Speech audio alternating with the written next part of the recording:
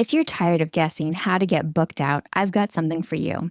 My booked out blueprint starts with a private 45-minute interview where I learn your business, your goals, and what's actually holding you back. From that, I create a custom roadmap showing your best route to booked out. No fluff, just clarity. It's only $397, and if you move forward into Booked Out in 6, my 6-mission program, that $397 is fully credited. Check the show notes to get started. Welcome to the Tiny Marketing Podcast. I'm Sarah Noel Block, and this show is made for solo consultants who want to get booked out without burning out. If you've ever thought, I just want this to feel easier, you're not alone. Around here, we focus on simple, sustainable growth that actually fits into your life so growth feels doable instead of overwhelming. Yes. So before we get into results, can you tell me in the audience what the Kolbe assessment is? Yes. So we got to do our 45 seconds worth of science here. So we have 3 parts of your mind. The first part is cognitive, and this is your skills or what you can do. So when you're growing up and you take tests like, what should I be when I grow up, right? This is very much cognitive assessment. So that's great. The second piece is the affective part of our mind, or this is really what is about what we want to do, our personality. And a lot of the tests we're familiar with, Myers-Briggs, Enneagram, human design, there's all these like very fun personality-based assessments, and they're great, but your personality evolves over time. So we can't necessarily use those as consistency to make big decisions like hiring decisions or buying decisions on them because we're always in this state of evolving. Mm-hmm. So the third piece of your mind is the conative piece. And this is the part that only the Kolbe assessment is able to measure. It's the only test that measures conation. And what this is about is what you will do. So when you're free to be yourself, this is how you'll make decisions and take action. And it is incredibly reliable. So when we know someone's Kolbe score, we understand fundamentally how they're instinctively wired, how they're going to show up. And so it's a super powerful tool we can use for all kinds of things where the consistency, the steadiness is what we're actually trying to measure for. Okay, so that's interesting. This is like a constant. So this doesn't evolve. And so for everyone who will be listening when this goes live, Eryn has my results. So we're going to go over those results. I'm super excited about that. But before we do that, I want to hear how you use this assessment for your own clients, because that's how it came up in conversation is, this is the first thing I do. So let's talk about that. Yeah. So I like to understand when I'm working with any business owner or if I'm working with teams of people who need to work together, I want to understand how they're fundamentally wired to show up. And what that helps me know is also where they're going to get stuck, where there's going to be friction, where there's going to be stress. So I always want to know this score because as somebody who's trained and Kolbe certified consultant, it means something to me when I see these numbers, but it really translates into all the lived experience I've had helping business owners and helping team members get unstuck.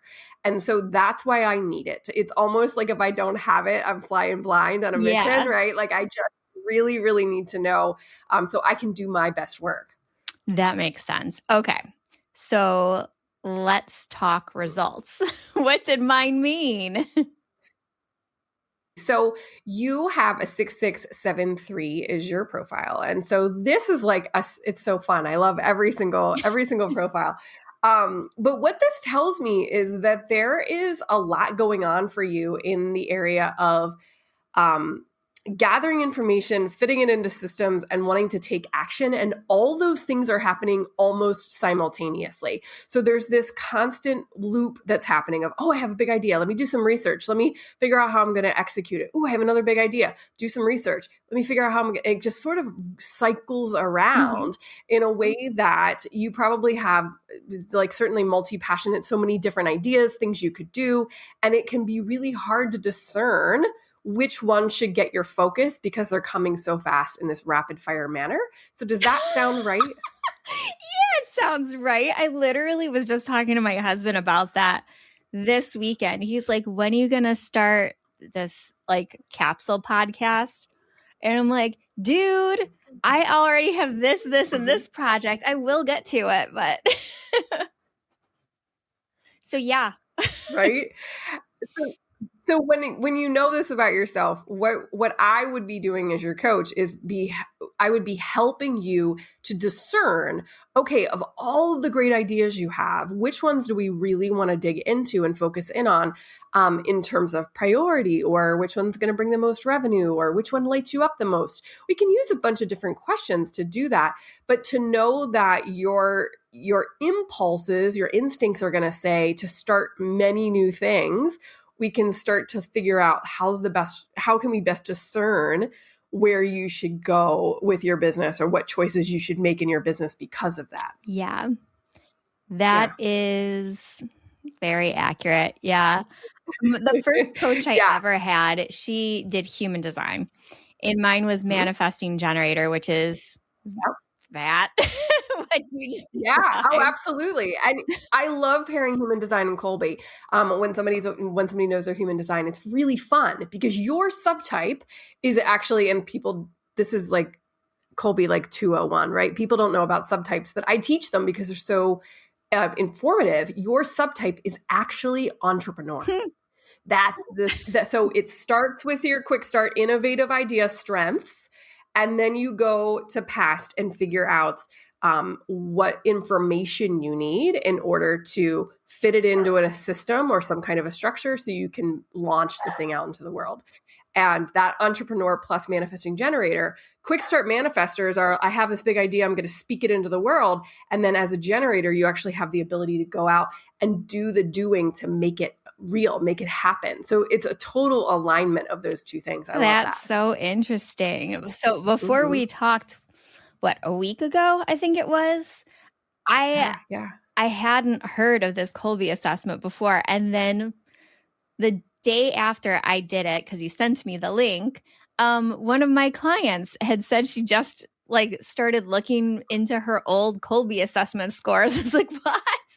I literally just did that. Yeah, it's really fun. And it's not one of the more well-known assessments.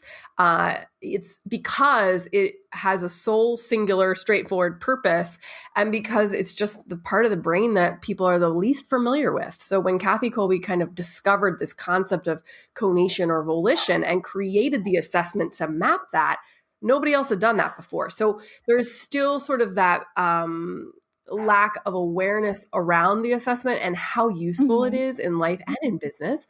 And so I feel like sometimes I'm the marketing advocate out in the world talking about Kolbe to everybody who will listen to it. But it is really interesting. And I feel like everybody loves something that will help them understand themselves better. It's so true. It's so true. Okay. But this one makes it actionable beyond the page, right? So sometimes if you take an assessment, you get in your score back, you're like, okay, but what do I do with this? And with Kolbe, there's so many practical applications that can bring it to life for you right away, depending on what your needs are. So that's one of the reasons I love it. So you were saying, if you were my coach, the first thing that you would do is go through those ideas and make an assessment. What should I do first? And most of my clients, they're not like me. They're like, they aren't. Right. But I have had a few, and I'm curious, what is your process to helping someone hone in on what's the first thing I should actually take action? How do I prioritize these ideas? Yeah, I always start with revenue. Revenue is where I begin every conversation, no matter what, if I'm working in corporate or if I'm working with a small business or a medium-sized creative agency. Where's the revenue coming from is always my first question. And do we need more revenue right now, or is revenue sufficient and we want to focus somewhere else in the business? Because if we don't have enough revenue, I believe revenue solves every problem. Yeah. It creates many new ones, but it it fixes everything. So I will always guide somebody towards, let's figure out, do we need a quick cash infusion? Do we need to realign offers in order to have revenue be more predictable and have more of that cash flow core offer? Where do we need to go with that in order to make our revenue stable? Because then our nervous system is stable or more stable, right? So then we can do other things that might have, more of a systems base or, team building, that type of thing, because our revenue is stable. Yeah, I'm glad so that conversation I was having with my husband this weekend, I pretty much said the same thing. I was like, I'm prioritizing what brings in revenue first. So this comes first, and that's going to have to be a later project. And so that's fine. So one of the things that you probably experience based on your score, because you are such a high quick start and you initiate in your quick start strength of innovate, many of your clients likely don't have that strength. Their strength is something else in that quick start column. So maybe their strength is to stabilize, to keep things steady, keep the beat, or maybe their strength is to modify, which is to take an idea that they've had in the past and just make some tweaks to it in order to bring it back to life or to reinvigorate it. But because you are innovate, like I am, I lead in the exact same way that you do, I kind of get them to draft off my quick start energy, right? So if we were thinking about, a drafting off of a speed skater or a car in a car race, you're really saying, okay, I'm going to lead with this innovation energy and you're going to pick it up and follow me. And that's how we get them to start to move on their goals and their dreams, their ideas. Oh, that's interesting. Yeah. So how would you go about doing that? How would you help train somebody who feels like really comfortable in steady and just stay in the pace to, okay, it's time to try something new. You're going to have to follow me on this. So this is where your experience is the thing that is what they're part of what they're actually buying when they're working with you. The fact that you've been down these roads and you've done this so many times before, that they're leaning into trusting that you've seen this over and over again. So if they buy and they function more like a high fact finder, they need lots of information to make their buying decision. They're going to want to know more about your experience, because when you ask them to do something hard or scary or that pulls them out of their comfort zone or ask them to move quicker, there's a trust built in because you've had all that experience and they fact find it and sort of tested all of that. And you also have a process and a system that you walk them through. So they're much more likely to trust and then take the leap or take the action, even if it's hard, because you set the foundation where they know you have their back. Yeah. That, I feel like I'm talking about my husband more this episode than any other episode, but he's an elementary school principal, and he literally got these shirts made because he's really big into training teachers how to teach better. Trust the process is what the shirt says. It's like, I'm taking you through this journey because I've been there. Just trust the process. We'll get to the other side. And what I like to always frame up is this concept of experiential learning, right? So we're going to go and we're going to learn new skills and new, develop these new strengths. And you're going to make money while you do it, right? So we're going out, we're getting uncomfortable, we're trying things, but then they're bringing me back data that I'm then able to say, okay, well, based on what I'm hearing, let's tweak this one thing and then try it again. And so in that experiential learning process, not only are you building the muscle of, in this case, sales, if I'm helping them with their sales process, but they're also having the opportunity to make money while they're learning. And I love there's that. nothing better. There is nothing that excites me more than when someone sends me a DM about a closed sale. I'm like, yes, sister. Yeah.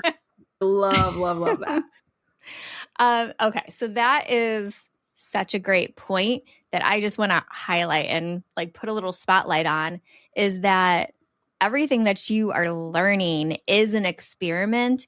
And the data that you gather will allow you to figure out exactly what needs to be tweaked. Because sometimes if something isn't working exactly as you had expected, it's usually something really small. Definitely. Yeah, I have found my best coaching experiences as a client have always been where I'm 99% doing what you already coach, but you can take me that extra 1% that makes all the difference in the world. That's exactly it. That's so true.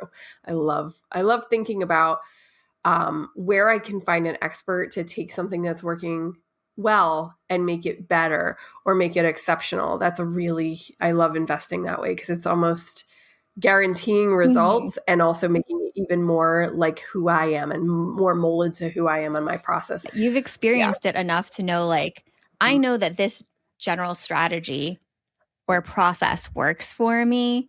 What can I do to make it better? I think that's something that like the listener should consider too when they're trying to figure out who their next coach is or business consultant, whoever their next guide is on their entrepreneurial journey. Like, who is doing the same processes in general that you're doing, but can elevate you? Yeah, absolutely. It's really key to have this is really a place where I get pretty passionate about what you want to hire when you're looking for that guide or that support.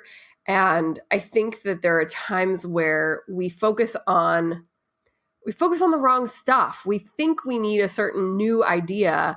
And really what we just need to do is refine what we're currently working on and make some tweaks to what we're currently doing. So for me, a lot of the time it has to do with messaging. It's like my processes are good. The way I teach things, my structures, they're all outstanding. And colleagues who do it the same way I do, I always go, yes, we've got this right. But where I get stuck is, am I messaging that clearly enough to the person who's likely to buy from me so that they really understand and can see that I can help them? And so that's a place where I continue to make investments in messaging, even though my processes pretty much stay the same and have for 10 years. Yeah, that's a really good point. The last coach I had, it was two people. One of them was a messaging and copywriting expert. And even though like a large portion of my own career was messaging and copywriting, having someone else's strategic brain looking at it made so much difference. Like, it's a game changer having just another brain to be able to rely on. Yes. It's the best kind of coaching relationships, I think. Yeah. I was sad because she made so much money. Now she's not going to coach anymore. She's like, I can retire early. She's younger than me. Love. Yes. I'm like, good for you. I'm sad though. I get it. So is there anything else that we should know about the Kolbe assessment or how people can work with you if they want to go through this process? Yeah, absolutely. So really the things that I use it the most for are communication styles. So I see this a lot in teams or even in partnerships and marriages. And like I've had a number of couples come to me and be like, we want to do the Kolbe because we're not communicating well. Oh, that's like, interesting. Okay, it's really interesting. So what we really get to start to see when we see those instinctive ways that somebody behaves, we also understand their sort of the communication style that goes along with their strengths. And then we see where when we take, let's say we took your score and we matched it against my score, it's called an A to A comparison. And when we do that, we can start to see where you and I will either work well together or we might have friction or stress in the way that we communicate and work together. And so I do a lot of especially with like business partnerships and with like leadership teams, the getting everybody on the same page in terms of how they communicate. That's a really, really good strength around Kolbe. Another thing I do, and this is really for somebody who like wants to make their sales process easier, I teach Kolbe for sales. So I'll actually go through and explain based on your profile, here's how you like to buy, but then making the transition to help you understand how your consumer or how your the businesses you sell to like to buy and need to receive information and help you bridge that gap in your sales process so that you're able to close more and more sales more easily. So those are just two different like hidden tools behind these a lot. That's really cool because yes, it's hard to be able to like put yourself in someone else's shoes and understand how they like to be sold to. When you hear that, it sounds weird, like nobody likes to be sold to, but you actually kind of do. Like I'm constantly Yeah. selling myself on somebody by consuming their content. So I love it too. Sure. Yeah, we don't like to be sold to, but we do like to buy. Yeah. And so understanding, how do we best buy for, and this is actually a great way for us just to have that discernment. So for you, your process of, let me go out, I have this idea of this thing I need help with, let me go out and consume some of the person's content, see how they're showing up, look for their consistency, and then move towards whatever the next step might be. The way that you buy is different, even though we have the same initiation. We're both initiate as quick start innovators. I buy very future focused, and I do almost no research and no process. I just instinctively sort of know this person has solved my problem. They're the person I'm choosing, and I move forward into having a call or doing whatever the next step is. I don't get bogged down in the details. So if I get on a call and somebody's really telling me all the nuts and bolts and parts, pieces, I get bored and I want to move on. It's like, can you get me the end result or not? And so I buy that way, but you buy very differently than the way that I do. So really understanding a bit more about that for each person it's really powerful. So I was going to close up this conversation, but it just made me think of something. So Mariah Kaz always talks about the tortoise and the hare of the buyers. And I am such a tortoise. Like, it takes me years to nurture myself to a point where I'm ready to purchase something from somebody. Yes. You're a hare, absolutely. where you're like, you are the one.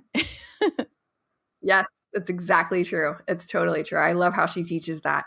One of my former clients actually works on her team, and I always love seeing the parallels in the way that I teach it and then the way that she shares it. It's really fun. Yeah. It's like, it's the same concept, but you don't really think about that. And so many people are like, oh, my sales cycle is so long, but is it really? Or do you just have a lot of tortoises right now on your sales pipeline? They might be selling themselves right now.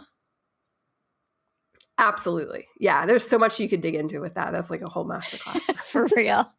Well, thank you so much for joining me again. So this will be part 2 of our episode. Absolutely. It was so much fun.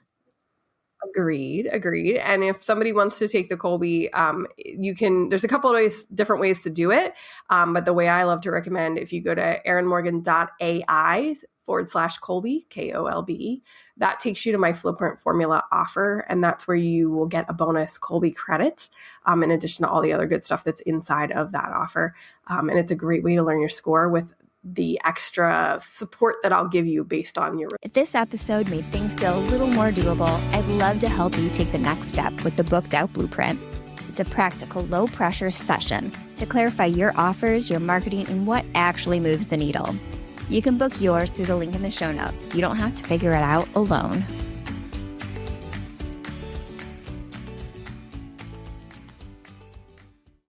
Hey there, fellow founders. Are you looking to unlock the secrets behind rapid business growth? Join my vibrant meetup group where we dive into masterclasses on game-changing strategies every single month. We've tackled topics like building a lean marketing engine, crafting killer lead magnets, and leveraging gateway offers to sell high-ticket offers. And trust me, you don't want to miss out on the next one. Come share your experiences, learn from the best, and let's grow together. Sign up and be part of the next masterclass by going to events.sarahnoelblock.com. That's events.sarahnoelblock.com.